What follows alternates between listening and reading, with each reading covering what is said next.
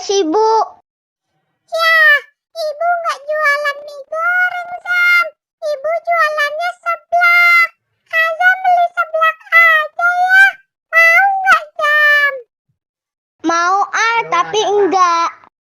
Loh, maksudnya apa tuh, Sam? Maksudnya aja mau mie goreng, tapi nggak mau seblak. Oh, begitu. Ya udah, Azam beli seblak aja, Sam. Seblaknya juga enak kok. Azam mau nggak, Sam? Mau deh, Bu. Ajam pesen satu ya. Nah, gitu dong. Ya udah, Ibu bikinin dulu ya, Zam. Seblaknya mau pedas apa enggak, Zam? Pedes dong, Bu. Cabenya berapa, Zam? Satu aja, Bu. Oh, kalau satu mah nggak pedes, Zam.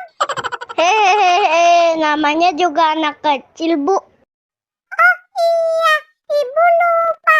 Azam kan masih kecil. Ya udah, Ibu bikin dulu ya, Zam, seblaknya. Oke, Bu. Jangan lama ya, Bu. A few moments later.